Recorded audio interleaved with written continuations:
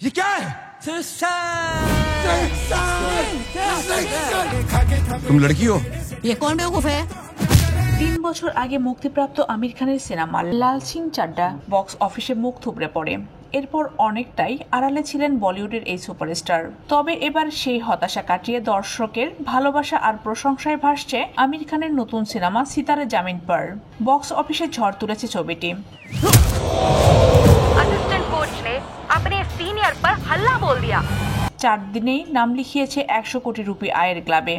ভারতীয় গণমাধ্যমের তথ্য অনুযায়ী 80 কোটি রুপির বাজেটে নির্মিত এই সিনেমাটি মুক্তির মাত্র 4 দিনেই আয় করেছে 100 কোটি রুপি। এখন পর্যন্ত মোট আয় দাঁড়িয়েছে 110 কোটিতে। एक्चुअली डिसेबल्ड लोगों की एक बास्केटबॉल टीम को प्रशिक्षित करने का निर्देश दिया जाता है मैडम 3 महीने तक पागलों को सिखाऊंगा मैं। और 500 रुपए जुर्माना। ব্যবসায়িক সাফল্যের পাশাপাশি সমালোচকদের কাছেও মিলেছে প্রশংসা। के मैच में तुम लोग सब नीला पहनोगे। मेरी गर्लफ्रेंड को लाल पसंद है। लाल कैसे पहनोगे? लाल दूसरी टीम पहन रही है। तो मैं दूसरी टीम से खेलूंगा। ছবির এই অর্জন খুশি চলচ্চিত্র প্রেমীরা। तुम लड़की हो? ये कौन बेवकूफ है?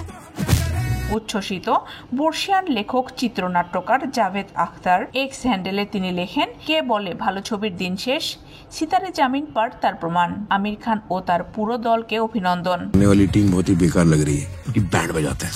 नहीं, क्यों? हम जीतने के लिए आए हैं, बेइज्जती करने के लिए नहीं।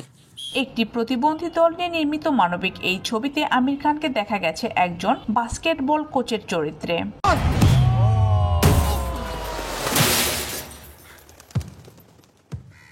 ये क्या है?